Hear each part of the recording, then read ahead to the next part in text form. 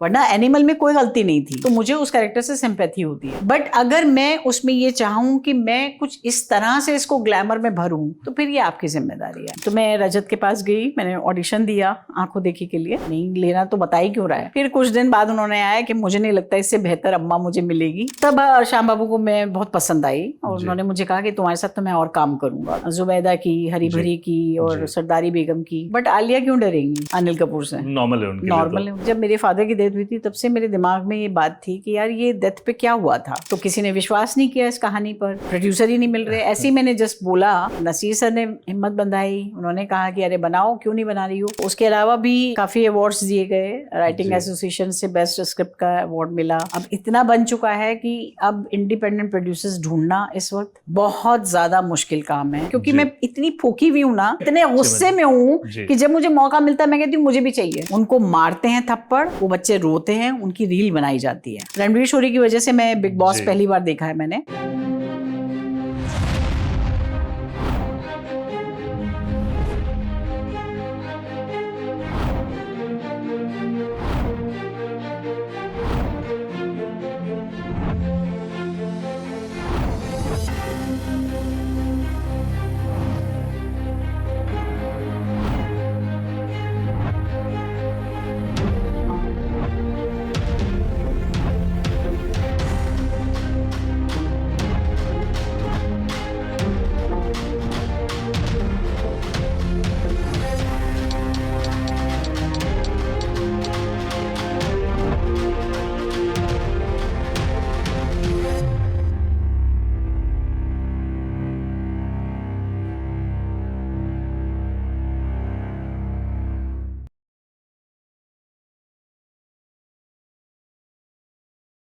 नमस्कार दोस्तों, आप सभी का स्वागत है हमारे खास एपिसोड सूत्रधार विद विनीत राय में। आज हम बात करेंगे एक ऐसी अदाकारा से जिन्होंने अपनी अभिनय क्षमता से दर्शकों के दिलों में खास जगह बनाई है, सीमा पावा जी। थिएटर, टीवी और फिल्मों में अपनी सशक्त पहचान बनाने वाली सीमा जी ने न केवल अपने अभिनय से बल्कि अपने निर्देशन से भी फिल्म इंडस्ट्री में अलग छाप छोड़ी है।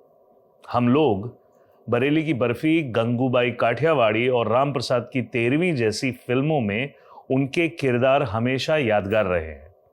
आज हम उनके सफर, अनुभव और पर्दे के पीछे की कुछ अनकही कहानियों के बारे में बातचीत करेंगे। तो चलिए उनका स्वागत करते हैं। सीमा जी, वेलकम टू माय पॉडकास्ट। इसका नाम है सूत्रधार विद विनीत राय। तो मैं कोशिश करता हूँ कि आपकी जर्नी के बारे में बात करें जी। और उससे अगर उन अपकमिंग बच्चों को या किसी को भी सीखने का मौका मिले, ये पूरा ध्येय मेरे पॉडकास्ट का ये है। सो धन्यवाद आपका आने के लिए यहाँ पे। सो शुरुआती दिनों से मैं आपको खंगालना शुरू करूँगा। आपकी पैदाइश कहाँ की रही और बचपन कैसा रहा, वो ज़रा मुझे बताएं। पैदाइश मेरी दिल्ली से है और दिल्ली में मैं दरियागंज में पैदा हुई जी। और मेरी मदर जो थी वो बहुत पुरानी एक्ट्रेस रही हैं, सरोज भार्गव। आपकी यादों में तो नहीं खैर, लेकिन आपके पेरेंट्स की यादों में वो ज़रूर रही होंगी, क्योंकि बहुत ही फेमस प्रोग्राम था रेडियो का, हवा महल जी और ढोल की पोल जी। ये 2 प्रोग्राम्स थे जो मेरी मदर की आवाज़ में गूंजते थे रेडियो में। तो बस वो थी बहुत अच्छी एक्ट्रेस और बहुत पुरानी एक्ट्रेस, तो उनकी बदौलत बस बचपन में उनकी उंगली पकड़ के टेलीविज़न में एंट्री हो गई। अच्छा। ऑडिशन दी 68 में मैंने, 1968 में, और तब से फिर लगातार बस यही सफ़र शुरू हो गया। जी। सो दूरदर्शन में जो सबसे पहला बड़ा किरदार जो हमारे नोटिस में आया एज किड्स, क्योंकि आपने मैडम का नाम लिया तो वो तो खैर बिनाका संगीत माला और उनकी सभी बड़े फेमस प्रोग्राम हुआ करते थे। सो दूरदर्शन का जो पहला बड़ा शो हम लोग, वो बड़की की भूमिका आपको कैसे मिली और कैसे वो गेम चेंजर रहा आपकी लाइफ? गेम चेंजर तो था ही डेफिनेटली, क्योंकि हमें तो पता ही नहीं था ये सोप ऑपेरा चीज़ ही क्या है जी। और क्योंकि तब तक जो दिल्ली दूरदर्शन के जो प्रोग्राम्स थे वो दिल्ली में ही देखे जाते थे जी।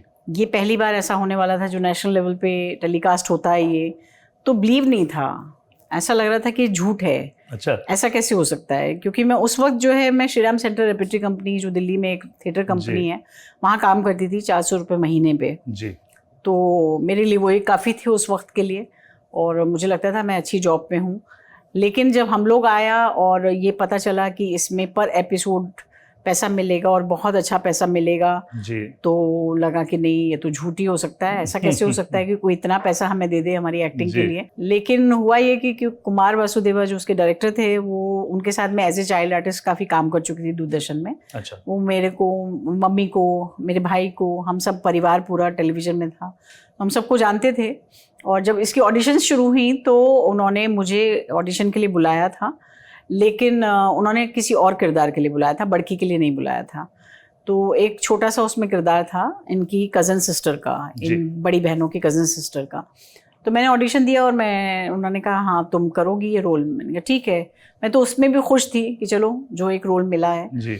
लेकिन मुझे नहीं पता अचानक क्या हुआ, और अचानक से उनका फ़ोन आया कि हम तुमको इसमें मेन में लेना चाहते हैं। तो अच्छा। मैं उस टाइम रेपेटरी कंपनी में थी और वहाँ अलाउड नहीं था टेलीविज़न में काम करना। अच्छा। तो मेरे लिए सवाल था कि मतलब ये नौकरी छुड़वाएंगे मेरी अच्छी खासी नौकरी है, छोड़नी पड़ेगी क्योंकि ये काम करने के लिए तो टाइम लगेगा जी। तो मैंने कहा नहीं, वो तो मैं नहीं करूँगी। छोटा रोल तो ठीक था कि नौकरी भी रह जाती सलामत और आपका रोल भी हो जाता, तो ये तो मैं नहीं कर सकती।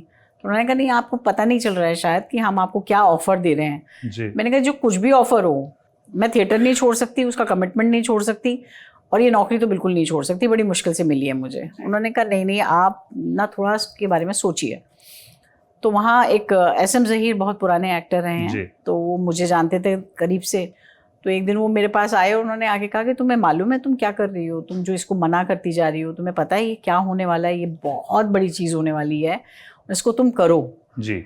मैंने कहा पर पैसे वैसे कितने मिलेंगे? उन्होंने कहा पैसा बहुत मिलेगा, तुम काम कर लो ये। जी। तो मैंने बहुत डरते हुए हाँ की थी। मुझे लगा था कि ये मरवाएंगे मुझे और पता नहीं दोबारा नौकरी मिले ना मिले। तो खैर वो शुरुआत हुई, सिलसिला शुरू हुआ, तो तब भी हमें नहीं पता था कि ये कितनी बड़ी चीज़ होने वाला है हिंदुस्तान के लिए। और क्योंकि हम तो शूटिंग में लग गए और टेलीकास्ट भी हो रहे थे, एपिसोड शुरू हो गए थे, लेकिन तब तक भी हमें नहीं पता था क्योंकि सच मानिए तो हमारे घर में टीवी ही नहीं था। अच्छा। तो हम देखते कहाँ से जी। कि हम क्या कर रहे हैं क्या नहीं कर रहे हैं। तो अचानक से जब सड़कों पे लोगों ने इकट्ठा होना शुरू हुआ और लोग हमें पहचानने लगे और हमारे पास आने लगे, तब कुछ अंदाज़ा सा हुआ कि ओह अच्छा ये कुछ बड़ी चीज़ हो गई है लाइफ में और बहुत बड़ी रिस्पॉन्सिबिलिटी आ गई है आपके ऊपर। एज एन एक्टर बहुत बड़ी रिस्पॉन्सिबिलिटी है क्योंकि अब सोसाइटी आपको देख रही है आप जो भी कर रहे हैं।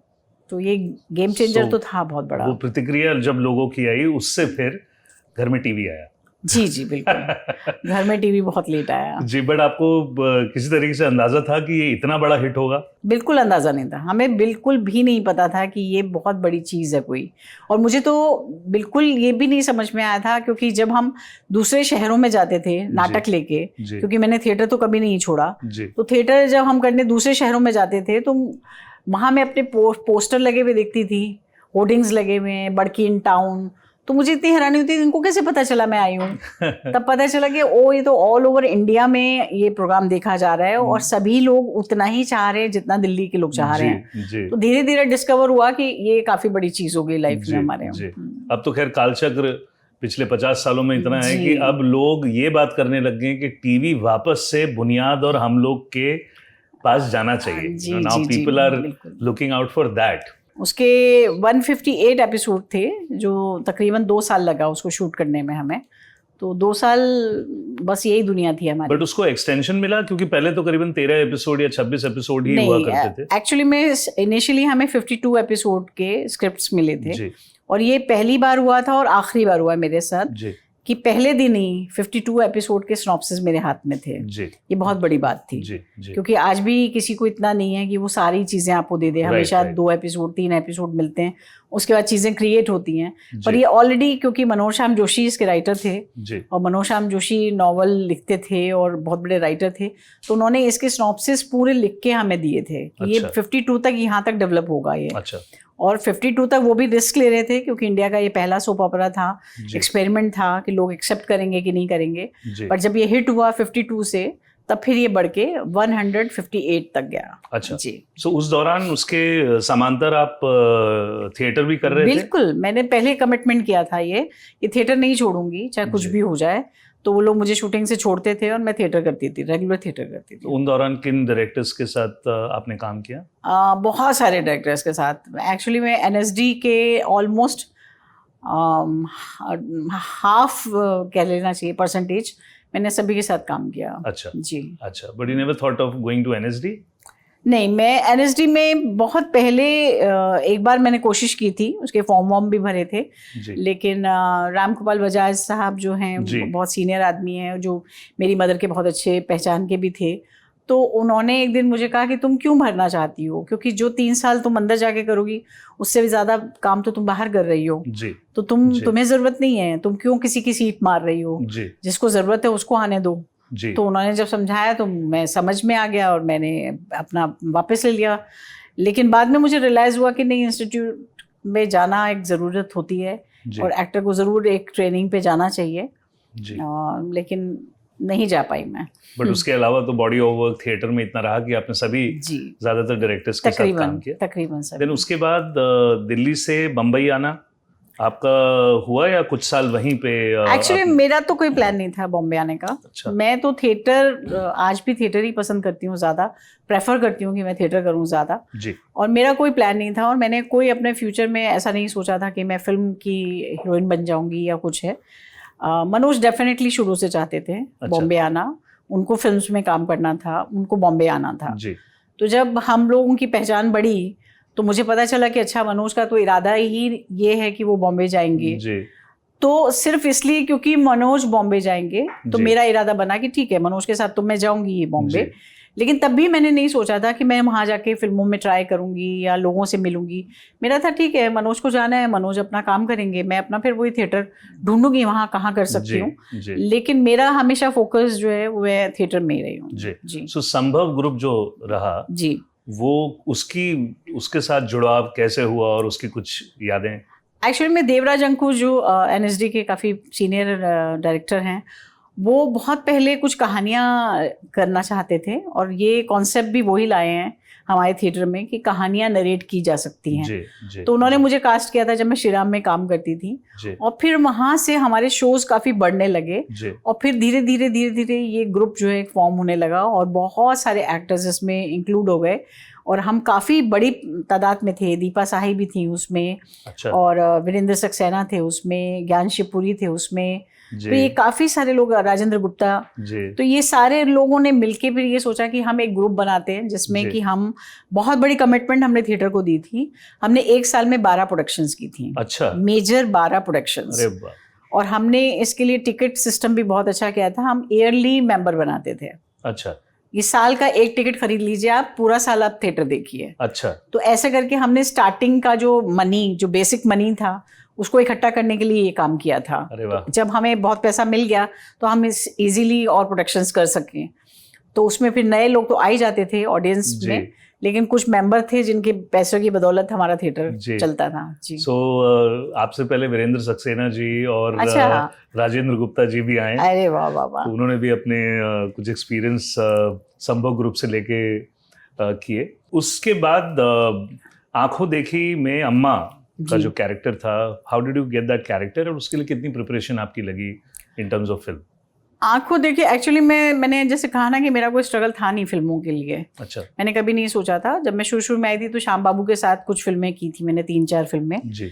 जुबैदा की, हरी भरी की और सरदारी बेगम की। जी। तो वो फिल्में करके मुझे बड़ा मजा आ रहा था क्योंकि श्याम बाबू थे और सब अपने तरह के लोग थे, थिएटर के लोग थे, तो मैं बहुत कंफर्टेबल रहती थी। और मैं मान बैठी थी कि कमर्शियल फिल्में तो अपने बस की है भी नहीं और ना हमारी शक्ल ऐसी है कि हम कमर्शियल फिल्में करेंगे। हम तो अगर मिली भी कमर्शियल फिल्म तो नौकरानी वोकरानी के रोल मिलेंगे तो वो मुझे करने नहीं है। तो मैं कोई इंटरेस्टेड नहीं थी उसमें। आंखों देखी एक बहुत बड़ा इत्तेफाक था मेरी लाइफ का, क्योंकि हमारे एक दोस्त हैं अनिल चौधरी जो संभव में भी मेंबर थे। वो रजत के काफ़ी क्लोज हैं और रजत के साथ काम वाम करते थे। तो उन्होंने एक दिन आके मुझे घर में कहा कि एक फिल्म बन रही है बहुत अच्छी, वो तेरे मतलब की है। अच्छा। तो अगर तू चाहे तो उसका ऑडिशन तू दे सकती है। तो मैंने कहा क्या है? कह बहुत अच्छी है, मैं बोल रहा हूँ ना, मुझे पता है तेरा टेस्ट, तेरे मतलब की फिल्म है। मैंने कहा चलो फिर तो ठीक है, अगर मेरे मतलब की फिल्म है तो मैं रजत के पास गई, मैंने ऑडिशन दिया आंखों देखी के लिए और उसके बाद मुझे रजत से कोई रिस्पांस नहीं मिला। अच्छा। उस फिल्म के लिए जी। मुझे लगा ठीक है, नहीं सूट करती होंगी मैं, मुझे नहीं लेना चाहते हैं। उसके कुछ दिन बाद रजत ने मुझे फ़ोन करके बोला कि सीमा, हम एक्चुअली में आपको लेंगे नहीं इस फिल्म के लिए, पर मैं जस्ट आपको बता रहा हूँ कि आपको हम नहीं लेंगे इस फिल्म के लिए, पर मैं ऑडिशंस कर रहा हूँ। जी। मैंने कहा ये बात मुझे क्यों बता रहा है भाई, नहीं लेना तो बता ही क्यों रहा है। जी। ठीक है, थोड़े दिन बाद फिर उनका फोन आया कि सीमा हम आपको कास्ट नहीं कर रहे हैं, पर हम ऑडिशन ले रहे हैं। अच्छा। तो मैंने कहा ये पागल है क्या, ये मुझे ये बार बार यही बात क्यों बताता है कि अरे नहीं लेना तो जाना, मेरे को क्यों बताना कि भाई आपको नहीं ले रहे हैं लेकिन हम ऑडिशन ले रहे हैं। जी। मुझे समझ नहीं आता था उनका फोन। फिर कुछ दिन बाद उन्होंने आया कि हमने बहुत ऑडिशंस ले ली और हम थक गए ऑडिशन ले लेके, मुझे नहीं लगता इससे बेहतर अम्मा मुझे मिलेगी, तो आप कास्ट की गई हैं। तो मेरे को बड़ा अजीब सा लगा। मैंने कहा यार पहले ही बोल देते, कब का मैंने ऑडिशन दिया था। तो खैर एनीवे वो उनका प्रोसेस था। तो अम्मा किया मैंने, और अम्मा मेरे लिए एक ऐसा कैरेक्टर था जो मेरा बहुत पहचाना हुआ कैरेक्टर था जी। क्योंकि मैं दिल्ली से हूँ, दिल्ली में मुझे पता है कि जो बेचारी माएँ जो चांदनी चौक, दरियागंज जैसी बंद गलियों में रहती हैं, वो किस तरह का स्वभाव हो जाता है, उनकी आवाज़ कितनी ऊंची हो जाती है, कितनी चिड़चिड़ाहट उनके अंदर होती है। और उससे भी ज़्यादा ज़रूरी था मेरे लिए समझना कि एक माँ का फेलियर जो होता है जी, वो किस तरह का होता है जी। तो मैंने सोचा कि अगर माँ एक जो इतनी मेहनत करके अपने बच्चों को पालती है, बड़ा करती है, और वो जैसा सोचती है वैसे उसके बच्चे अगर ना बने जी, और स्पेशली जो उसका पार्टनर है पति, वो भी आधा पागल निकले, तो वो औरत का क्या हाल होगा। सही बात है। तो वो मेरे लिए बहुत बड़ा एक वो था कि सोचने के लिए मजबूर किया कि मैं बहुत चिड़चिड़ी और बहुत चिल्लाने वाली, हर वक्त गुस्सा करने वाली एक औरत, तो मेरे लिए बड़ा कंफर्टेबल था वो रोल, और बड़ा मजा भी आया। जाना पहचाना रोल था, जाना पहचाना रोल था। और चूंकि अभी कुछ ही दिनों पहले श्याम बाबू का निधन हुआ है जी, और you are one of the fortunate actors जिनको उनके साथ काम करने का मौका मिला, एक नहीं 2-3 फिल्मों में, और जुबैदा में तो खैर कुछ स्टार्स भी रहे जिसमें करिश्मा कपूर और सो उनके साथ का कुछ विशेष कोई अनुभव श्याम बाबू का आप हमारे साथ साझा कीजिए प्लीज। बिल्कुल बिल्कुल बिल्कुल। मैं पहले तो बहुत डरी हुई थी उनसे, जब मेरे को किसी ने कहा, रवि केमू जो हैं उन्होंने मेरी कास्टिंग कराई थी श्याम बाबू की फिल्म में क्या, सबसे पहले मैंने उनके साथ एक सीरियल किया था जी। उसमें मैंने काफ़ी ऐसा रोल किया था जो मुझे भी बड़ा मज़ा आया था, बहुत नेगेटिव था। वीरेंद्र सक्सेना उसमें मेरे साथ थे जी। तो तब श्याम बाबू को मैं बहुत पसंद आई, और उन्होंने मुझे कहा कि तुम्हारे साथ तो मैं और काम करूंगा, तो मुझे बड़ी खुशी हुई कि भाई इतना बड़ा डायरेक्टर श्याम बेनेगल मुझे ऐसे कह रहे हैं। उसके बाद फिर उन्होंने बैक टू बैक मुझे अपनी ग्रुप में एक तरह से ले लिया था कि जो भी बनेगा हम साथ में काम करेंगे। तो श्याम बाबू के साथ मुझे ऐसा लगता था, मैं उनको कहती भी थी कि आपको सब लोग श्याम बाबू कहते हैं, पर मैं श्याम दादू कहना चाहती हूँ, इसलिए क्योंकि आपके साथ बैठ के हमेशा ऐसा लगता है कि एक दादाजी हैं जो रजाइयों में बच्चों को लेके बैठे हुए हैं और बस कहानियां सुनाए जा रहे हैं, दुनिया की सारी चीजें आपको पता है, आप बस बताते जाते हो और हम ऐसे बैठे हुए सुनते रहते हैं। तो मुझे श्याम दादू ज्यादा नजर आते हो, तो वो बहुत हंसते थे इस बात पे। और उनके साथ का एक बहुत अच्छा मतलब जो किस्सा है वो मैं जरूर सुनाना चाहूंगी, वो उनका बड़प्पन है। हुआ ये कि हम लोग हरी भरी एक फिल्म कर रहे थे, और उसमें कुछ हुआ जो मैं थोड़ी अटक गई। होता है कई बार कि कोई डायलॉग आपको नहीं समझ में आता है या आप अटक गए, तो मैं याद करने की कोशिश कर रही थी कि क्या था, तो वो शायद किसी और बात पे गुस्सा थे, किसी और बात से नाराज थे, किसी और पे थे, और उन्होंने सारा गुस्सा मुझ पे निकाल दिया कि नहीं पढ़ के आई हैं आप, ये वो। और मैं एकदम डर गई क्योंकि कभी ऐसा देखा नहीं था उनको, ऐसा मैंने। और वो बहुत तेज चिल्लाए और मैं भी बहुत डर गई, और उसके बाद मेरी हालत बहुत ख़राब हो गई। मैंने वो सीन तो कर दिया, पर कमरे में जाके मैं बहुत रोई, और ये बात उनको शायद पता चली कि ऐसा हुआ है। तो नेक्स्ट डे जब मैं शूट पे पहुंची तो उन्होंने कहा भी कि आप कल कुछ गड़बड़ थी ना, कल मेरी भी गड़बड़ थी, आपकी भी गड़बड़ थी, तो कैसे करके उन्होंने मुझे कर दिया। तो खैर आई गई बात हो गई।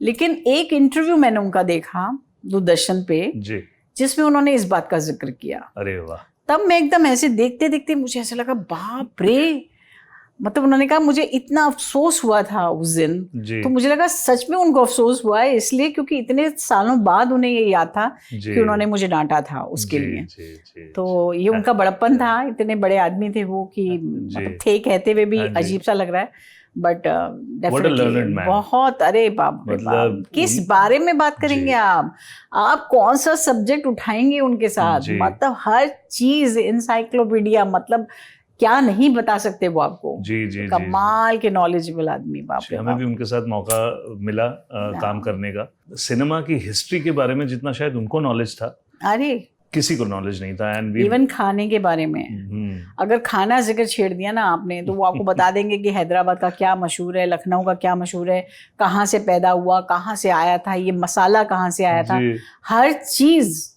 म्यूजिक के बारे में बात करेंगे, पेंटिंग्स के बारे में बात करेंगे, आप किस सब्जेक्ट पे उनसे बात करेंगे जी, हर चीज के बारे में वो आदमी जानता था, बहुत नॉलेजेबल। और श्याम बाबू के लिए तो बड़ा फेमस था, किसी एक्टर ने एक इंटरव्यू में भी बोला था कि सिर्फ उनको एक बार आम की वैरायटी, हाँ, मुझसे गलती होगी मैंने पूछ ली, और उन्होंने वो आम की वैरायटी बताई, हाँ, जो हमने कभी सुने भी नहीं थे। आप छेड़ के तो देखिए, कोई सब्जेक्ट आप उनके सामने छेड़ दीजिए, फिर देखिए आज भी वो जिंदा हैं। जी जिंदा हैं बाकायदा, और वो रहेंगे जिंदा, बिल्कुल बिल्कुल। क्योंकि उनसे बहुत कुछ सीखने को मिला है। और सबसे बड़ी बात तो ये सीखने को मिली है, क्योंकि कई बार मैं ऐसे निराश होकर बात करने लग जाती हूँ मनोज से कि यार अब क्या है, वो कहते हैं अरे 90 की एज में एक आदमी अगर फिल्म डायरेक्ट कर सकता है तो इससे बड़ा पैशनेट आदमी आपके सामने क्या है एग्जाम्पल के तौर पे।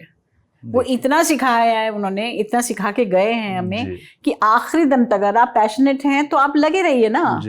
उन्होंने भी तो अपनी एक जगह बनाई ना, कमर्शियल फिल्म से हटके एक पैरेलल सिनेमा क्रिएट किया उन्होंने। उस वक्त उनके लिए भी वही परेशानियां रही होंगी जो आज हम फेस कर रहे हैं। बिल्कुल बिल्कुल। कि एक मुद्दे पे बात करना इतना मुश्किल रहा होगा उस वक्त के लिए भी, लेकिन उस आदमी ने अपनी जगह बनाई, उस तरह के एक्टर्स अपने साथ जोड़े जो शायद एक्टर अगर कमर्शियल फिल्म में होते तो शायद खो भी जाते। बिल्कुल। लेकिन जब पैरेलल सिनेमा आया और श्याम बाबू की फिल्में आई या गोविंद जी की फिल्में आई हैं, उनसे जो एक सिनेमा क्रिएट हुआ है, और हमें पता चला कि हाँ ऐसा नहीं कि सत्यजीत रे या बिमल रॉय या गुरुदत्त जी की फिल्मों के बाद हमारा सिनेमा मर गया जी, फिर से जिंदा हुआ, फिर से लगा कि हाँ हम रियलिस्टिक फिल्में बना सकते हैं, हम फिल्मों में कहीं कुछ सच्चाई जिंदा रख सकते हैं। वो उसकी बड़े बड़े दाता हैं ये Shyam arts national award actually, and he was so sensitive because he was sharing one story with his film, जो मंडी फिल्म थी, उन्होंने एक स्टोरी शेयर की कि जो उसमें जो नसीर साहब के उस पे जो बंदरिया बैठती थी वो क्रैंकी हो गई, और वो क्रैंकी हो गई और वो सेट पे काम ही नहीं कर रही थी। तो फिर श्याम जी ने पूछा कि क्रैंकी क्यों है, तो उन्होंने बताया कि शी इज प्रेग्नेंट। तो 4 दिन श्याम जी ने वो शूटिंग रोक दी कि पहले उसका बच्चा होने दो, उसको ठीक होने दो, फिर हम करेंगे। वो शायद दूसरा बंदर ले सकते थे, बट उन्होंने 4 दिन के लिए अपनी फिल्म रोकी। And how sensible and emotional person he was. अपना फर्स्ट नेशनल अवार्ड के बारे में उन्होंने बताया था एक बार किस्सा। कहते कि जब हमें फर्स्ट नेशनल अवार्ड मिला तो हम लोग गए थे यहाँ पर राष्ट्रपति भवन, उस टाइम पे वहाँ मिला करता था, फिर वो विज्ञान भवन में मिलने लगा। कह रहे हैं कि हमारे पास पैसे तो होते नहीं थे जी, तो श्याम बाबू और 2-3 लोग और थे उनके साथ जिनको मिला था, वो सब एक ही टैक्सी करके सब गए थे, पैसे कंट्रीब्यूट करके गए थे नेशनल अवार्ड लेने के लिए। और जब नेशनल अवार्ड लेके वापस आए तब भी ये लोग बेचारे खड़े थे कि टैक्सी करते हैं अवार्ड लेके।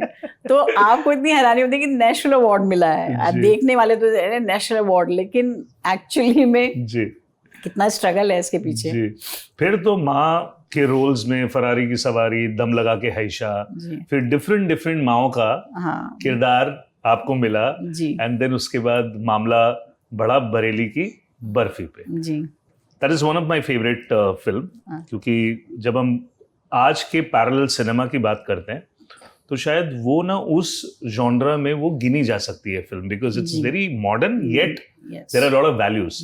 सो किस तरीके से आपको वो फिल्म मिली, और वो जो उसमें एक डायलॉग था आपका कि पिछले ही हफ्ते बवासीर ठीक हुई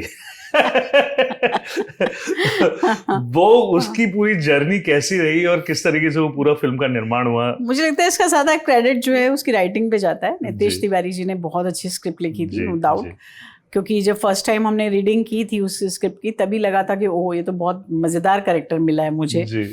और मुकेश छाबड़ा ने कास्टिंग की थी उनकी, और मुझे एज सच डायरेक्ट ही मिला। मतलब मुझे कोई ऐसा पता नहीं था कि क्या फिल्म बनने जा रही है, कौन कौन लोग इसमें हैं। मुझे फ़ोन आया, अश्विनी मुझसे मिली और उन्होंने कहा कि सीमा जी हम एक फिल्म बना रहे हैं और आपका रोल तो हमने फाइनल कर दिया है, बाकी अभी कास्टिंग चल रही है। तो मुझे बड़ी खुशी हुई कि मैं ब्लॉक हूँ, बाकी अभी आएंगे सब लोग धीरे धीरे। तो बाद में औरों की कास्टिंग हुई और कास्ट बहुत अच्छी हुई और फिल्म भी बहुत अच्छी बनाई अश्विनी ने जी। और बहुत मजा भी आया, उसका एक्सपीरियंस भी बहुत अच्छा था, बहुत अच्छा था। सो प्रोसेस उनका वही रीडिंग वाला प्रोसेस और उस तरीके से स्क्रिप्ट स्क्रीन प्ले पूरा रेडी, ऐसा ऐसा प्रॉपर। मतलब मुझे लगता है कि कोई भी बेहतर फिल्म है उसके पीछे ये राज तो है ही जी, कि जब तक अगर आपके पास फुल स्क्रिप्ट ना हो, जब तक उसकी 1-2 रीडिंग्स ना हो जाए, 1-2 नहीं, हमारे हिसाब से तो बहुत रीडिंग्स होनी चाहिए, मगर अगर 1-2 भी हो जाएं आज के बिजी लोगों के बीच में, जी, तो भी मुझे लगता है कि सब लोग एक फिल्म के थ्रू गुजर जाते हैं जी। अदरवाइज क्या, अपना अपना पोर्शन आपने लिया और आपने बात खत्म हो गई। लेकिन ये जब आप सब साथ में बैठ के स्क्रिप्ट पढ़ते हैं जी, तो आपको एक तो सबकी टोन पता चलती है, ऊपर से आपको ये पता चलता है कि किस मूड में फिल्म जा रही है। राइट। तो उसमें चाहे आपका छोटा सा ही रोल हो, चाहे आप 2 लाइन का रोल भी कर रहे हो, तो भी आपको एक फिल्म का साउंड पता होता है। बिल्कुल बिल्कुल। तो वो रीडिंग बहुत जरूरी उसका है। रिदम, बिल्कुल उसकी रिदम को जानना बहुत जरूरी है। राइट। उसके लिए रीडिंग होना बहुत जरूरी है। तो फिर बाला करके फिल्म आई, मौसी के कैरेक्टर, और उसके बाद तो फिर Gangubai Kathiawadi. So I mean it is very cliche to ask, but ये जो आप जिस सेटअप से आए और उसके बाद जब ये स्टार्स के साथ आपने काम करना शुरू किया, so how was your experience with these guys, कि किस तरीके से गंगूबाई जैसे काठियावाड़ी में देखेंगे आपका जो कैरेक्टर शीला का था, it was very cult character, और आई शुड से कि कभी कभार स्टार की जो फिल्म होती है ना, उसमें एक्टर्स को ना बहुत कम मौका दिया जाता है। जैसे मेरे बहुत परम मित्र हैं विजय राज भी शायद उस फिल्म में उनके 2 सीन थे, लेकिन भयंकर 2 सीन थे। और सो ऐसे सेटअप में काम करना कितना इजी और कितना मुश्किल होता है सीमा जी? देखिए, शुरू में जब कास्टिंग होती है ना, तब आपको थोड़ा सा एक अंदर से आता है, बहुत ही सच्चाई से बताऊं कि अंदर से आता है कि ओ, इनके साथ काम करना है, हम नहीं जानते ये लोग कैसे हैं जी। ऐसा नहीं है तो वो भी कलाकार ही, राइट, बच्चे हैं, यंग हैं जी, लेकिन आपको उनकी एनर्जी के बारे में नहीं पता होता। इंसान की बात नहीं करी मैं, उनकी एनर्जी नहीं पता होती आपको कि वो सेट पे कितनी एनर्जी लेके आएंगे, आपको कितना सपोर्ट मिलेगा, और या आप उनको कितना सपोर्ट कर पाएंगे, क्योंकि दोनों तरफ से गेम है ये। तो वो थोड़ा सा एक डर रहता है शुरू में। लेकिन मेरा अभी तक का जो एक्सपीरियंस है इन लोगों के साथ काम करके, मुझे अच्छा लगा है। मुझे अभी तक कोई ऐसा नहीं लगा एक्टर जो कि बहुत डोमिनेट करने की कोशिश कर रहा हो, या उसका स्टारडम कोई सेट पे आया हो। देखिए, उसके 2 रीजन हो सकते हैं। एक तो ये कि वो ऐसे ही हैं बिहेवियर में, और एक ऐसा भी हो सकता है कि शायद वो अपने बड़ों की इज्जत करना जानते हैं जी। तो दोनों बातें हो सकती हैं। मतलब वो आजकल तो बड़ा फेमस हो गया ना कि भाई इनकी इतने बड़े इनके एंटोराज होते हैं और दुनिया भर की चीजें, but that is a requirement of a big film. We can't say, देखिए, हर चीज जो है ना वो अपने मूड से चल रही है, और मुझे लगता है उसकी जरूरत है जी। पहले हमें ऐसा लगता था जब हम दिल्ली में थे, तो हम अक्सर बॉम्बे वालों को बहुत ही नेगेटिव उससे देखते थे, बॉम्बे से आया बॉम्बे से आया, यहाँ आके कह रहा है हम बड़े अनप्रोफेशनल हैं। तो आपको बहुत लगता था, दिल पे लग जाती थी बात, और हम उसको छेड़ने लग जाते थे। लेकिन जब हम बॉम्बे आए, और बॉम्बे आके जब मैं वापस दिल्ली गई काम करने के लिए, तो मुझे सच में रियलाइज हुआ कि ओ अच्छा, ये शायद ये वजह थी कि अनप्रोफेशनल और प्रोफेशनल और अनप्रोफेशनल का मतलब क्या था। तो यहाँ पर आके हम अटक जाते हैं, क्योंकि एक काम करने के एक तरीके में आप प्रैक्टिस में आ जाते हैं और आप यूज्ड टू हो जाते हैं उस तरह का काम करने के लिए जी। तो आपकी रिदम जब हिलती है तो थोड़ी प्रॉब्लम तो होती है। बिल्कुल, हाँ, बिल्कुल। तो वो बेचारे जो बच्चे हैं, जो इंडस्ट्री में ही पैदा हुए हैं, इंडस्ट्री में ही उनको चांस मिला, इंडस्ट्री में, तो उनकी तो कोई गलती नहीं है ना। उन्होंने तो दुनिया ही वो देखी है, और वो वैसे ही जैसे कि अंकल आंटी तो हैं उनके लिए ना, कि कल अंकल हमारे बर्थडे पे आए थे, आज मैं उनके साथ एक फिल्म कर रही हूँ, क्या बड़ी बात है। सही बात है। लेकिन बात उनके लिए बड़ी है जो उस दायरे से बाहर हैं जी, कि उनकी कास्टिंग अनिल कपूर के साथ हो गई, वो डर जाएंगे कि ओहो इतना बड़ा स्टार जी। बट आलिया क्यों डरेंगी जी जी अनिल कपूर से? नॉर्मल है उनके लिए, मतलब वो सारी चीजें तो नॉर्मल है। और वैसे भी कहा जाता है ना कि 25-30 सालों से फाइट चल रही है दिल्ली में फिल्म इंडस्ट्री बनाने की, जो कभी बनेगी नहीं। किसी बड़े अच्छे आदमी ने बोला कि भाई दिल्ली और बम्बई में फर्क ही यही है कि यहाँ पे आप किसी को डांट दोगे तो बेचारा डांट सुन लेगा कि गलती है, बता मेरे को। So that is a professional and unprofessional. फिर आपकी कुछ फिल्में फिर धीरे धीरे शुरू हुई जिसमें dream girl was something which is a different humour. So वो ह्यूमर जो आप लेके आती हैं Seema ji, that is so natural because everybody believes, because I am from Delhi, और जिस तरीके का ह्यूमर आपका नेचुरल ह्यूमर आता है, वो एफर्टलेस ह्यूमर शुरू से रहा है या आपने डेवलप किया over the period of time? देखिए, मेरे को हमेशा ऐसा लगता है कि एज एन एक्टर मैं जो काम कर रही हूँ उसमें मुझे आदत है 100% देने की जी। अब उसमें मुझसे आप सीरियस रोल करा लीजिए या जी। मुझसे आप कॉमेडी रोल करा लीजिए, तो फ़र्क मुझे नहीं समझ में आया कभी कि इसमें मैंने एफर्ट डाला या उसमें मैंने एफर्ट डाला। जी। मैंने एफर्ट अपने अच्छे काम पे डाला है। जी। जी। तो उसके लिए टाइमिंग दोनों में चाहिए। जी। अगर आप कहें कि सिर्फ हमें जब हम कॉमेडी करते हैं उसी के लिए एक टाइमिंग चाहिए होती है, सेंस ऑफ ह्यूमर है कि नहीं है, वो मुझे लगता है ऐसा ही काम आप जब सीरियस रोल करते हैं उसकी भी एक टाइमिंग होती है, रिदम होता है उसका, एक रिदम होता है। तो वो दोनों का अगर आपको बेसिक रिदम आपने काम किया हुआ है अपने ऊपर, तो आप चाहे कॉमेडी करें चाहे आप सीरियस करें, आप काम करने लायक हैं जी, मेरे हिसाब से। जी। And when you decided to become a director, Ram Prasad की 13वीं, वो भी कोइंसिडेंस है क्योंकि मैंने तो कभी नहीं सोचा था, मैं तो अपनी एक्टिंग में बड़ी खुश थी, बट अचानक जब आंखों देखी के टाइम पे जब मैंने किया तो मुझे ऐसा लगा कि अच्छा, इस तरह की फिल्में भी लोग देखेंगे अब दोबारा से। जी, जी। ये नई कोशिश फिर से शुरू हुई है। जी। तो मैं बहुत टाइम से, जब मेरे फादर की डेथ हुई थी तब से मेरे दिमाग में ये बात थी कि यार ये डेथ पे क्या हुआ था। मैंने अपने रिश्तेदारों को देखा था, बहुत सारी चीज़ें देखी थी वहाँ घटते हुए, तो मुझे ऐसा लगा था कि एक्चुअल में दुख तो मेरी मदर के अलावा तो किसी को हो ही नहीं रहा है। लॉस तो उनका है, चाहे उनकी बनती थी या नहीं बनती थी वो अलग बात है, लेकिन लॉस है उनका, है ना। ये बहुत सारी चीज़ें थी जो मेरे दिमाग में चल रही थी, तो मैंने करते करते ये डेवलप की कहानी और मुझे लगा कि मैं इसकी फिल्म ज़रूर बनाना चाहूँगी, लेकिन मैं नहीं। अच्छा। मैंने रजत को बोला था, मैंने शरद कटारिया को बोला था, मैंने कहा आपको देखो, पढ़ लो और अगर अच्छी लगे तो बनाओ फिल्म। बिल्कुल। तो उन दोनों ने ही मुझे कहा कि नहीं, हम क्यों बनाएं, तुम बनाओ। मैंने कहा मैं क्यों बनाऊं, मैंने तो आज तक शॉर्ट फिल्म नहीं डायरेक्ट की, मुझे नहीं पता कैमरे के पीछे क्या होता है, मैं तो हमेशा कैमरे के आगे रही हूँ। उन्होंने कहा लेकिन ये कहानी आपने लिखी है, आप इस कहानी को बहुत बेहतरीन तरीके से जानती हैं, तो ये आप ही बना सकती हैं, हम नहीं बना पाएंगे इस कहानी को। तो उन्होंने हिम्मत बंधाई, फिर नसीर सर ने हिम्मत बंधाई, उन्होंने कहा कि अरे बनाओ, क्यों नहीं बना रही हो, बना के देख लो, अगर बन गई तो ठीक है, नहीं बनी तो पता चल जाएगा कि नहीं बना पाई। तो मैंने कहा हाँ बात तो सही है। तो वो करते करते फिर मैंने काफ़ी कोशिश की, लेकिन फिर मुझे प्रोड्यूसर नहीं मिला, जैसे एज इट इज़ नहीं मिलते हैं प्रोड्यूसर।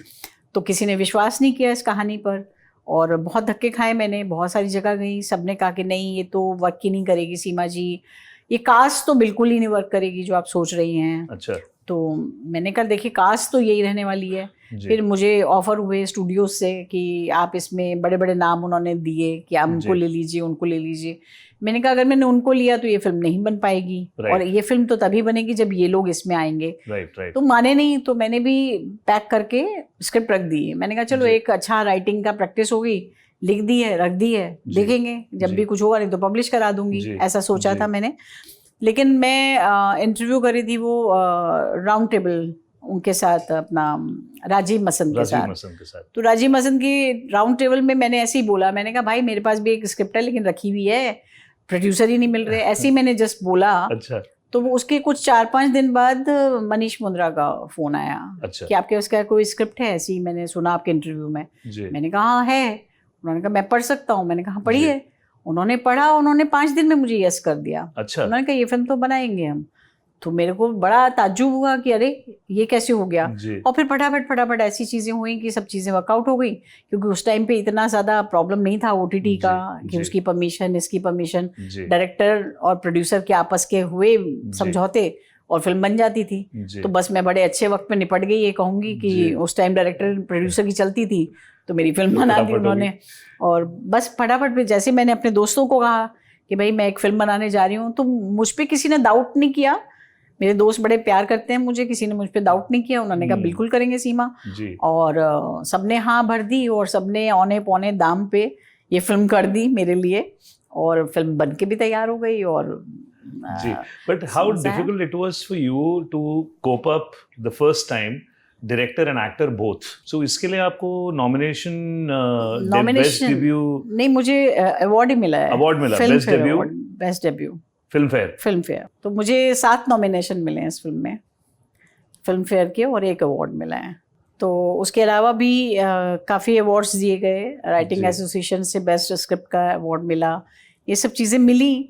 और मैं इसका क्रेडिट यही देती हूँ कि क्योंकि सब ने मेरा साथ दिया और सब लोग मेरे साथ मिलकर आए तो इस फिल्म को बना पाई मैं, और बहुत अच्छे से सब लोगों के प्यार मोहब्बत में फिल्म बन के नहीं, और बहुत बेहतरीन फिल्म बनी। और जिस तरीके से, जैसे हम अभी ऑफ द कैमरा भी जो बात कर रहे थे कि वो जो पैरेलल सिनेमा एक हुआ करती थी, वो कहीं ना धूमिल होती जा रही हैं वो सारी की सारी चीजें।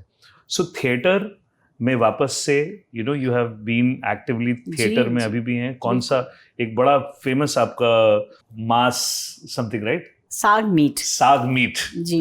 मैं लाल मास मुझे याद नहीं आता क्योंकि वो लाल मास बहुत फेमस है। साग मीट है, ये भीषम साहनी जी की कहानी है और बहुत ही खूबसूरत लिखी हुई कहानी है। तो उसको मैं करती हूँ, ऑल ओवर इंडिया भी किया है, इंडिया से बाहर भी किया है, बड़ा अच्छा रिस्पांस मिलता है उसका। सर्दियों में उसके शोज होते हैं। कहानी है उसकी? कहानी तो खैर एक मालकिन है जो अपने नौकर के डेथ की बात कर रही है जी। लेकिन जिस हिसाब से वो बातें कर रही है जैसे कि उसको कोई फर्क ही नहीं पड़ा है। अच्छा। ऑडियंस को इस बात का फर्क पड़ता है कि आप बात तो किसी की डेथ की कर रही हैं लेकिन आप बना रही हैं साग मीट और खिला भी रही हैं। तो मैंने ये एक ऐसे ही मान के चला कि एक एक्सपेरिमेंट करते हैं कि अगर मैं वही बात करते करते खाना भी बनाऊं। अच्छा। तो मैंने एक एक्टर का चैलेंज दिया है। मैं आपको बताऊं कि वजह क्या थी इसकी, कि मैं हमेशा एक्टर्स को ये सुनती हूँ कि उनको ये शिकायत रहती है कि मुझे बहुत काम दे दिया, मुझे ना इतना काम दे दिया कि मेरे डायलॉग चले जाते हैं कि मुझे टेबल से वो भी उठानी है, कप प्लेट उठानी है, वहाँ रखनी है, फिर वहाँ से बुक उठानी है, तो मैं उसी में पजल हो जाती हूँ कि कप उठाना है कि बुक उठानी है, और इतने में मेरे डायलॉग खत्म हो जाते हैं। तो मुझे लगता था ऐसा कैसे हो सकता है, एक एक्टर का बैलेंस तो दोनों जगह होना चाहिए। राइट। तो ये कहानी में कहीं नहीं है खाना बनाना, ये मैंने इंक्लूड किया उसमें इसलिए क्योंकि मैं अपने आप को एक एक्सरसाइज देना चाहती थी कि ये पॉसिबल है कि नहीं है। और इसमें ये शर्त इसलिए मैंने रखी कि इसको खाएंगे भी ऑडियंस, ताकि ऐसा ना हो कि मैंने कुछ भी नमक डाल दिया, कुछ भी मिर्ची डाल दी, खाना तो बना ही दिया ना। नहीं, खाने में टेस्ट होना चाहिए क्योंकि उसके बाद ऑडियंस खाएगी। तो इसलिए मुझे लगा कि एक एक्टर के कंसंट्रेशन के लिए ये एक्सरसाइज मैंने खुद को दी कि अब तुम डायलॉग भी बोलोगी, सोलो परफॉर्मेंस करोगी, उसके अलावा लोगों तक वो पेन भी पहुंचाओगी कि नौकर की डेथ का पेन, और उसके अलावा हंसाओगी भी, और उसके बाद खाना भी बनाओगी और खाना इतना टेस्टी बनाओगी कि लोग खा के जाएं उसको। तो ये चैलेंज मैंने एज एन एक्सरसाइज अपने आप को दिया है। अच्छा। और एंड फ्रंट रिएक्शन है जी, इसके इमीडिएट रिएक्शन पब्लिक के हैं और वो हैं। और जिस तरीके से आप बात कर रहे हैं आज, तो मतलब शाम को ये ढूंढा जाएगा कि कहाँ मिले, बिकॉज इतना ये जो स्पेशल जो रेसिपी है वो रेसिपी जरूर रहेगा।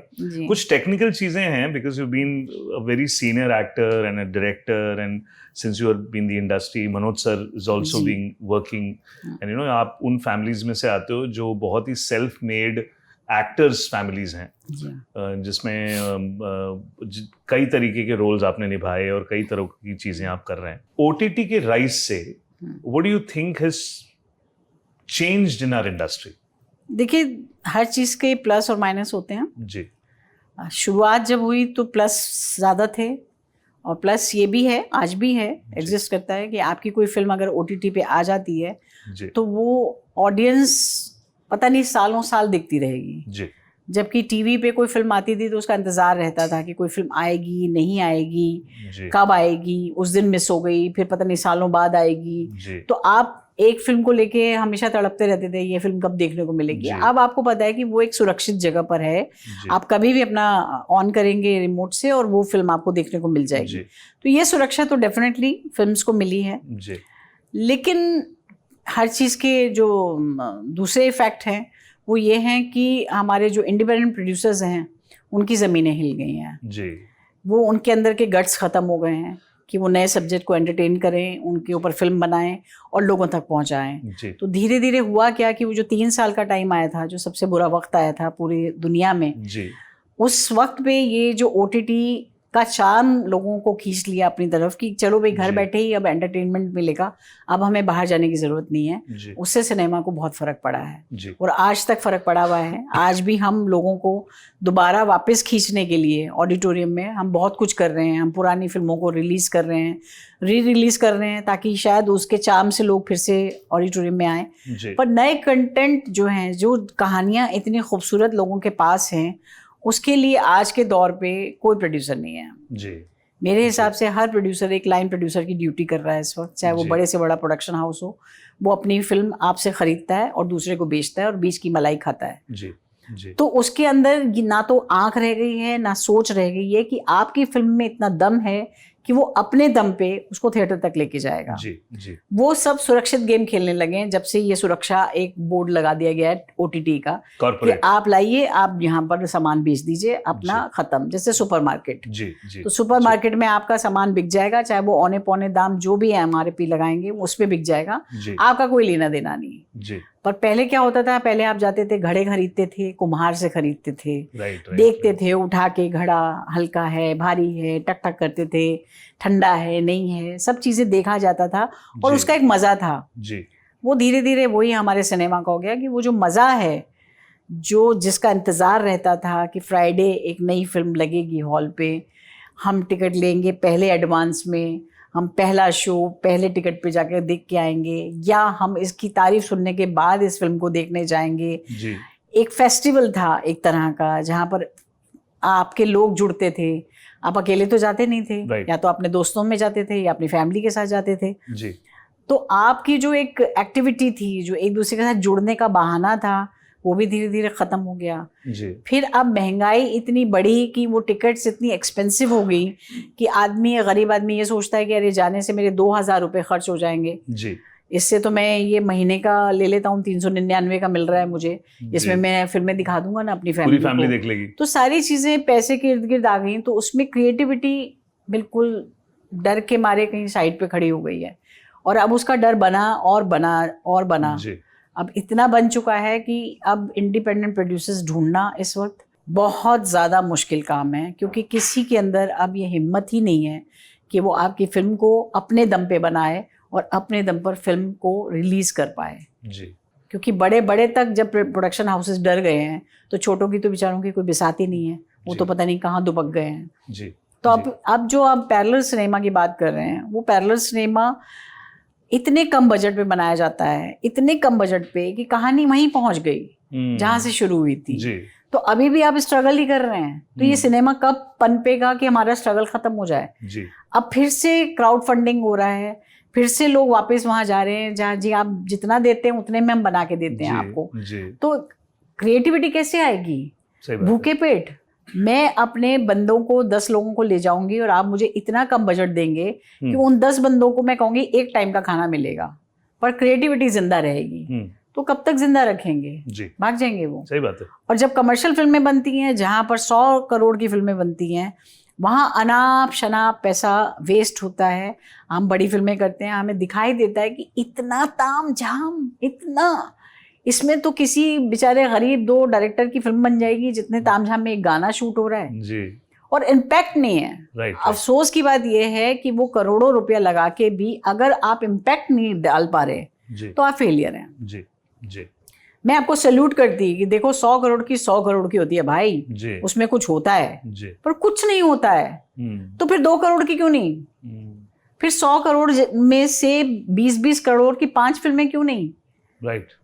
आप कम से कम 5 हिंदुस्तान को 5 ऐसी फिल्में तो देंगे जिसके बारे में कोई बात कर सकता है, जिसके बारे में कोई याद रख सकता है। जी। और उस 5 फिल्मों में जितने लोगों को काम मिलेगा, बेरोजगारी मिलेगी, वो रोजगार मिलेगा, सॉरी रोजगार मिलेगा, उसका जिम्मा नहीं आप लेना चाहते। राइट।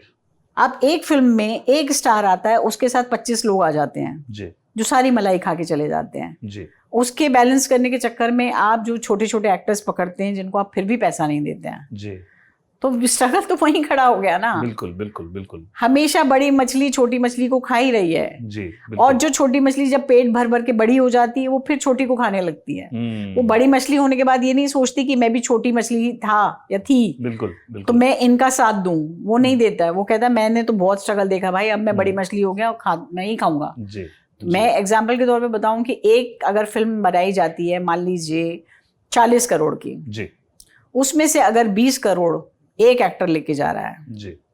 तो 20 करोड़ में प्रोड्यूसर को फिल्म भी बनानी है और सारे एक्टर्स को निपटाना है। बिल्कुल। तो वो सारे एक्टर को तो बहुत ही कम में निपटा देगा, क्योंकि उसको फिल्म की क्वालिटी पे कोई वो नहीं करना है, कॉम्प्रोमाइज। जी। तो वो कहेगा तुम्हें नहीं दूंगा, ये दूंगा। तो वो बेचारे जो हमेशा उसी कैटेगरी में आते रहेंगे, हमेशा उसी कैटेगरी में आते रहेंगे, तो वो कब पनपेंगे? जी जी जी। और उनमें से एक को भी चांस मिल जाता है ना, फिर उसके अंदर ऐसा अंगार आता है कि वो बदला लेने लगता है। बिल्कुल बिल्कुल। कि बेटा अब तुझे मेरी जरूरत पड़ी ना, अब मैं भी पैसे लूंगा। करेक्ट। तो खेल पैसों की लड़ाई का हो गया ना। बिल्कुल बिल्कुल। मेरे को रोल अच्छा दे रहे हो कि नहीं दे रहे हो, मेरा उस पर ध्यान ही नहीं है। मुझे पैसा दे रहे हो, मेरी वैनिटी अलग कर रहे हो, मुझे डबल डोर वैनिटी मिल रही है कि नहीं मिल रही है, इस पे मेरा ध्यान चला गया। क्योंकि मैं इतनी फूकी हुई हूं ना इतने सालों से, इतने गुस्से में हूं कि जब मुझे मौका मिलता है मैं कहती हूँ मुझे भी चाहिए। बिल्कुल, मुझे भी डबल डोर वैनिटी ही चाहिए। मैं नहीं कॉम्प्रोमाइज करूंगी एक सिंगल डोर में। क्यों करूं मैंने नहीं अपने 50 साल लगाए इस इंडस्ट्री में, मैं आज ये भी डिजर्व नहीं करती।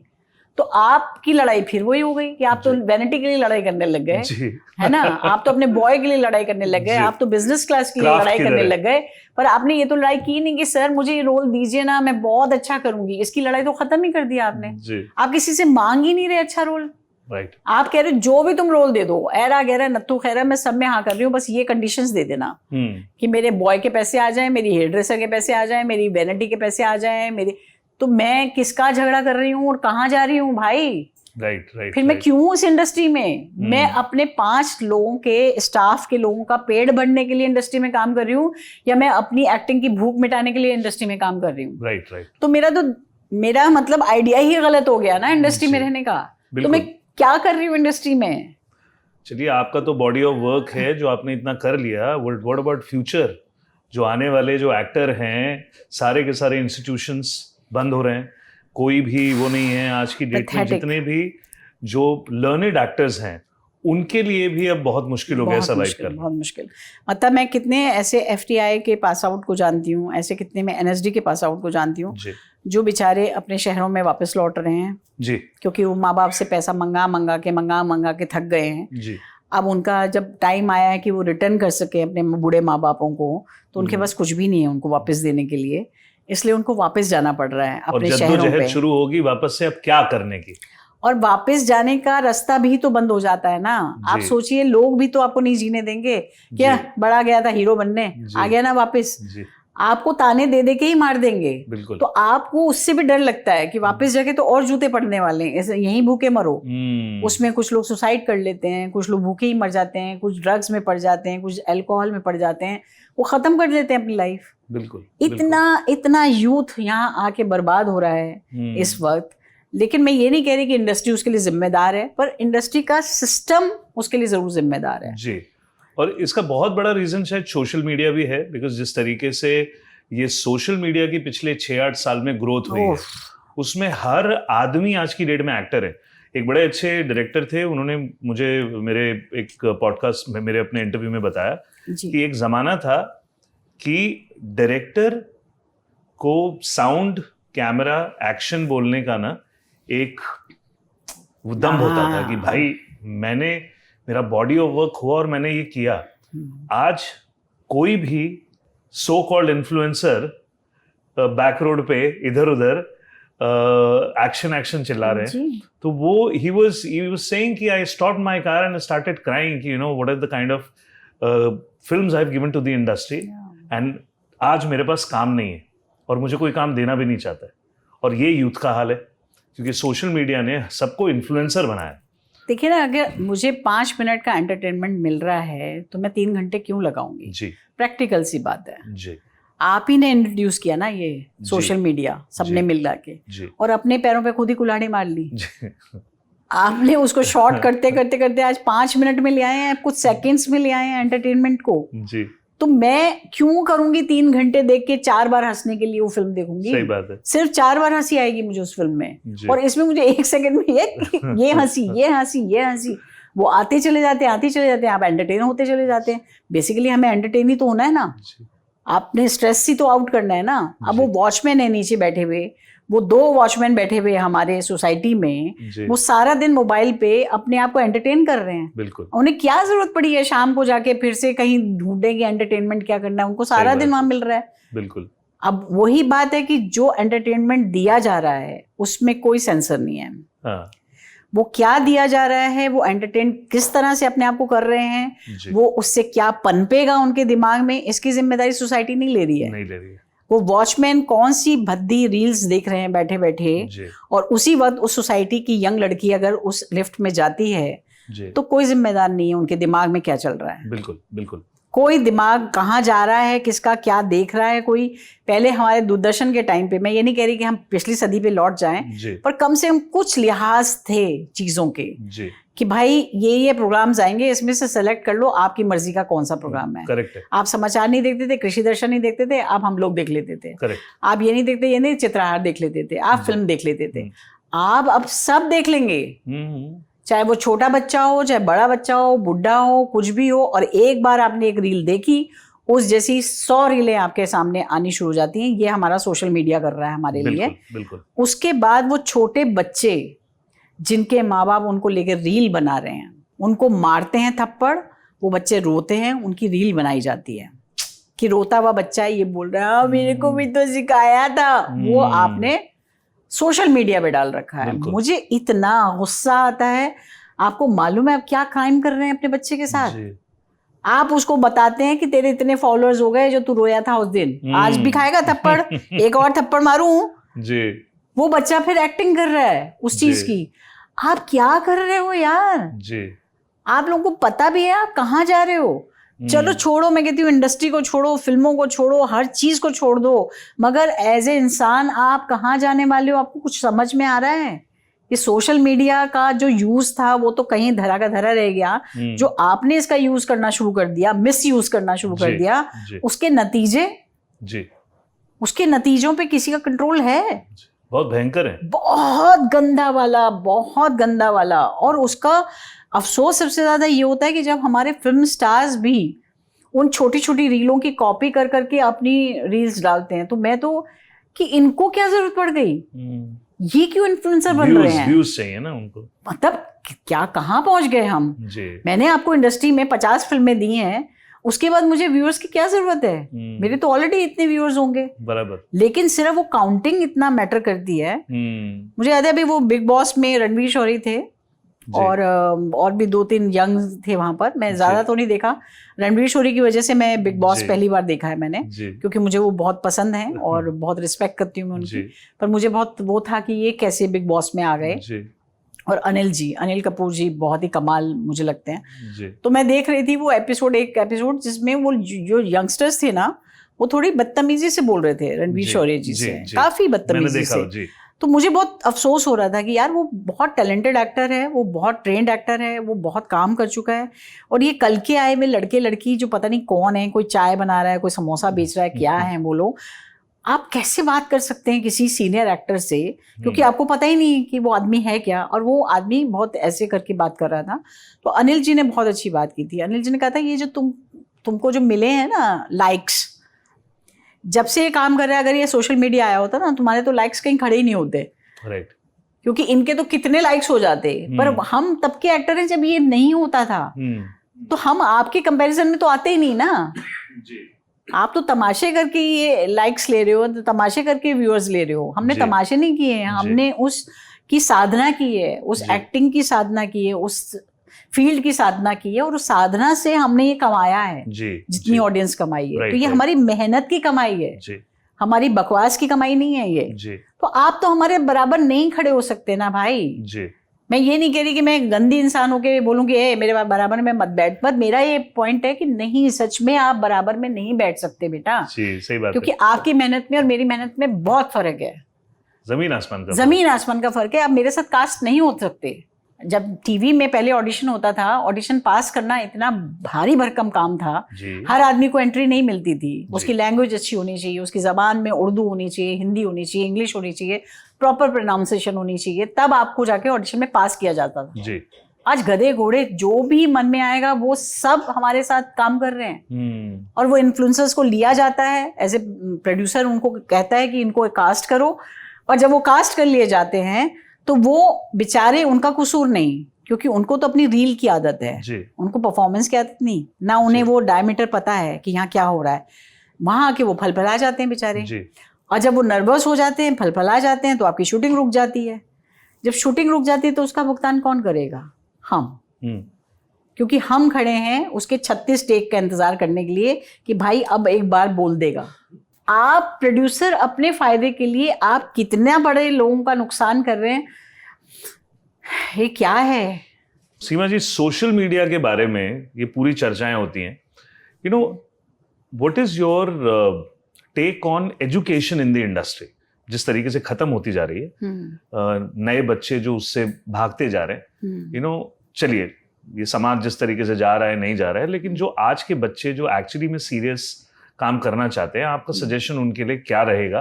Even if they want to try their luck और व्हाटएवर, तो सीरियसनेस और एजुकेशन कहाँ मैटर करती है?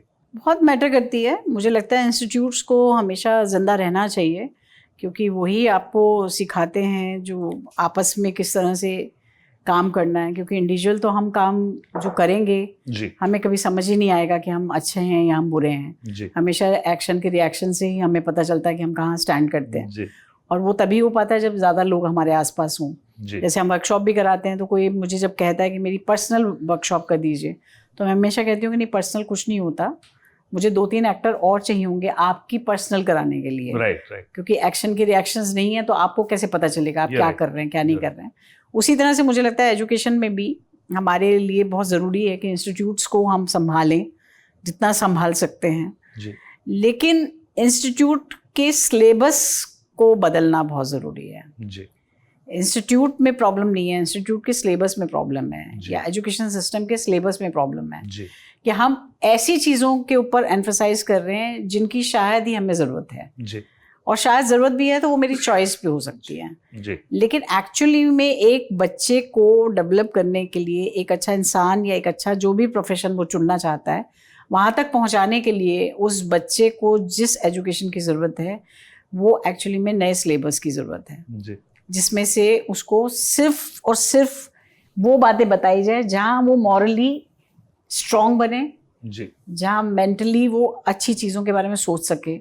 लेकिन अगर हम धीरे धीरे धीरे धीरे ये पौध काट रहे हैं, इनकी जड़ों को काट रहे हैं, जी, तो उसके नतीजे हमें ही भुगतने पड़ेंगे, आने वाले और उसके टाइम लिए हम सब जिम्मेदार हैं। हम एज ए पेरेंट भी जिम्मेदार हैं, as a teacher, as a professional actor. जी, और मुझे ऐसा लगता है एक्टर जिस फील्ड में हम आज तक थे, अब नहीं कह सकती, जी, पर आज तक जब थे तब मुझे बहुत लगता था कि मेरा बहुत बड़ा एक सपोर्ट है हिंदुस्तान की सोसाइटी को, उन्हें अच्छा सिनेमा दिखाना, उन्हें अच्छी चीज़ें बताना, यह हमारा फ़र्ज़ बनता है। जी, अगर हम ही गुमराह करेंगे उन्हें, जो लाखों करोड़ों आंखें जो हैं वो हमें देखती हैं। जी, जैसे कि एग्जाम्पल के तौर पे बताऊं कि जब हम लोग सीरियल था और उसमें मैं सोशल वर्कर बनी थी, तो बहुत सारी औरतें अपना घर छोड़ के आ गई थी मेरे पास रियलिटी में, अच्छा, और उन्होंने कहा था दीदी आप हमें बचाइए, हम क्या कर सकते हैं। जी, तब मुझे लगा था कि ये कितनी बड़ी पावर की बात कर रहे हैं कि जी। मुझ पे भरोसा करके वो सब घर छोड़ आई हैं। जी, तो वही औरतें मुझे देख के कपड़े भी उतारेंगी ना, जी, तो मैं उनके लिए कितनी आइडियल बनना चाहती हूँ। जी। मैं ये नहीं कह रही कि हम समाज ही बदलते रहें, हम करप्शन ना दिखाएं। जी, आप करप्शन दिखाइए, लेकिन उतना दिखाइए जबकि आपको पता है कि ऑडियंस में बैठे हुए हर उम्र के लोग उसे देख रहे हैं, जी, तो आपको कहीं कोई बाउंड्री तो खींचनी ही पड़ेगी। आप ये नहीं मान सकते कि ठीक है यार, आज का मॉडर्न ज़माना है, हम गंदी गंदी गालियां दे के बात भी करेंगे तो बच्चे सुनते हैं, बच्चों को सब पता है। जी, बच्चों को कैसे पता है? आप ही तो बता रहे हैं बच्चों को। सही बात है। या आप उनको अगर गलत इमेजेस दिखा रहे हैं या गलत रिलेशंस दिखा रहे हैं जी, कि अरे ये भी रिलेशन पॉसिबल है, ये भी रिलेशन पॉसिबल है, और ऐसा भी कर लो तो भी पॉसिबल है, तो सब चीज़ पॉसिबल है, तो क्या मतलब कहाँ ले जाना चाहते हैं हम समाज को? हम क्या बता देना चाहते हैं उनको कि कुछ भी कर लो? फिर हम ऐसे क्यों क्रिटिसाइज करते हैं कि अगर एक धर्मात्मा आके कभी हमें सेक्स के ऊपर कोई लेक्चर देता है और हम सब उसके पीछे डंडा लेके पड़ जाते हैं कि भाई देखो कैसे बोला, कैसे बोला, कितना हमें गुमराह किया इस आदमी ने, इसे मार दो, इसे ख़त्म कर दो। जी, और आप क्या कर रहे हैं? आप इधर से नाक ना पकड़ के इधर से नाक पकड़ रहे हैं। बात तो आप भी यही कर रहे हैं, जी, आप भी तो समाज गंदा कर रहे हैं, जी, और आपकी जिम्मेदारी है पूरी। आप कहते हैं कि लड़कियां भैया कम कपड़े पहनती हैं जी, और उनका ही दोष है इसका कि भाई वो कम कपड़े पहन के वो निकल बरगला जाती रही हैं, हैं। वो बरगला रही हैं। मैं उस बात को भी मानती हूँ कि जी। हाँ डेफिनेटली इसमें सच्चाई भी है। एक सच्चाई है कि आप अननेसेसरली कोई किसी को क्यों घूरेगा। जी, अभी मैं आपके सामने दुपट्टा पहने बैठी हूँ, और अगर मैं यही दुपट्टा उतार के बैठ जाऊँ या मैं आपके सामने कोई ऐसे कपड़े पहन के बैठ जाऊं, आप ना चाहते हुए भी, आप इंसान हैं, आप ना चाहते हुए भी आप कहीं ना कहीं मेरे शरीर को देख रहे हैं ना। बिल्कुल बिल्कुल तो बिल्कुल। ये मेरी जिम्मेदारी है कि मैं आपको क्या दिखाना चाहती हूँ। जी, सही बात है। ऐसी हमारी सोसाइटी के लिए हमारी जिम्मेदारी है कि हम उन्हें क्या दिखाना चाहते हैं, हमारी क्या इमेज बनाना चाहते हैं। Right. आप कहते हैं लिबरेशन की बात करते हैं, आप औरतों को आज़ाद करने की बात करते हैं। औरत को आज़ादी क्या चाहिए थी? ये कि वो कम कपड़े पहने। औरत को आज़ादी ये चाहिए थी कि वो दारू पिए, सिगरेट पिए, कंधे से कंधा मिला के चले। बात तो कहीं और से शुरू हुई थी कंधे से कंधा मिला के चलने की। अभी ये कहाँ पर जिद आके चली गई है जहाँ आदमी भी सुसाइड कर रहे हैं औरतों की वजह से। बिल्कुल। तो हम कहाँ जा रहे हैं? हम जा कहाँ रहे हैं? हमारा मीडिया भी, हमारी फिल्में भी, हमारा जो दर्पण बनती है ऑडियंस का, वो हम उनको क्या देना चाहते हैं? बिल्कुल। हम कह रहे हैं जो मर्जी करो, तुम किसके साथ सो रही हो, तुम किसके साथ जाग रही हो, तुम क्या कर रहे हो, तुम कुछ भी कर सकते हो। तो फिर तैयार रहो कि आपकी लड़की का अगर रेप हो जाए तो आप तैयार होने चाहिए, क्योंकि आप भी सोसाइटी के लिए उतने ही हकदार है ना। बिल्कुल। आपने भी उसमें कंट्रीब्यूट किया है ना, आपने भी चैनल देखा है ना, देखना शुरू कर दिया है ना। तो अगर उसमें देख के आप अकेले कमरे में खुद मजे ले रहे हैं, तो कोई आपकी बेटी के साथ बाहर मजे ले रहा है, तो फिर आप उसको रेपिस्ट नहीं कह सकते। बिल्कुल, यू राइट। आप उसके लिए जिम्मेदार हुए ना। मर्यादा तो है ना। मर्यादा तो है ना, तो मर्यादा तो घर से ही शुरू होगी ना। बिल्कुल। आप कहें कि नहीं मेरे लिए ठीक है पर उसके लिए गलत है, वॉचमैन नहीं देख सकता, वॉचमैन पे मैं पाबंदी लगा दूंगा। क्यों भाई? ऑटो वाले पे क्यों पाबंदी? क्योंकि वो गरीब हैं। आप ही ने तो दे दिया उनको एंटरटेनमेंट का साधन। सही बात है। तो फिर वो कुछ भी करें। अब आप ये नहीं सोचते कि जो छोटे शहरों से जो भी हमारे वर्कर्स आते हैं, वो कितनी ऐसी जगहों से निकल के शहरों में काम करने के लिए आते हैं। वो आपकी तरह मॉडर्न नहीं हो रहे हैं। आप विदेशों की बातें कर रहे हैं। हाँ। आपको पता है उस सोसाइटी में क्या चेंज हो रहा है और आप अपनी सोसाइटी में वो चेंज लाना चाह रहे हैं, पर उसको तो नहीं पता ना, जो बिहार से आया है, जो कानपुर से आया है, उसको नहीं पता कि सोसाइटी में क्या चेंज आने वाला है। उसको ये पता है कि ये लड़की रोज रात को किसी और नए आदमी के साथ अंदर आ रही है। उसके लिए वो वही है जो उसने अपने गाँव में देखी है। बराबर। उसको नहीं पता ये लड़की मॉडर्न हो चुकी है, इसके लिए हर रोज किसी आदमी के साथ आना गलत नहीं हो सकता। ये आपके सोसाइटी का है ना, उसकी सोसाइटी का नहीं है। तो अगर वो कुछ कल गलत कर देता है उस लड़की के साथ, तो फिर आप उसको सजा नहीं दे सकते। सजा तो आपको मिलनी चाहिए। क्राइम तो आप उसके दिमाग में डाल रहे हो ना। क्राइम तो आप कर रहे हैं, वो नहीं कर रहे। तो फिर आप डिंडोरा नहीं पीट सकते कि हमारी सोसाइटी में देखो क्या गंद मच गया यार, हर दूसरे दिन रेप हो रहा है, हर दूसरे दिन रेप हो रहा है। क्यों हो गया इतना? सोचा है किसी ने? ये मीडिया, मैं तो बहुत जिम्मेदार समझती हूँ अपने आप को कि मैं हमेशा ये कोशिश करती रही हूँ कोई भी ऐसी चीज ना जाए, ये मेरी जिम्मेदारी है जी। ठीक है, मेरा इतना सा पोषण है, मैं एक अंश हूँ, मैं अपना पोषण तो निभाऊंगी, मेरी जिम्मेदारी है। मैं नहीं दिखाना चाहती किसी को कुछ भी, पर जो दिखाना चाहते हैं वो बहुत महान होंगे, वो लोग सोसाइटी का जिम्मा लेना चाहते होंगे। और रिफ्लेक्ट भी हो रहा है ना सीमा जी, हो ही रहा है ना, जाएगा कैसे? एनिमल जैसी फिल्म अगर इतनी बड़ी सुपरहिट हो रही है तो मतलब उसको देखने वाले भी तो लोग कौन है? नहीं, और आप ये देखिए ना, क्योंकि आपने वहां तक हमारा दिमाग पहुंचा दिया है, वरना एनिमल में कोई गलती नहीं थी। मैं आपको बताऊं कि मुझे एज ए स्क्रिप्ट मुझे उसमें कोई गलती नजर नहीं आई कि ठीक है, एक लड़का जिसको अपने फादर से इतना प्यार था और वो उसके अंदर धीरे धीरे वो एनिमल पैदा हो रहा है, और वो एनिमल पैदा होके वो सबसे पहले तो अपनी वाइफ को थप्पड़ मारेगा ना।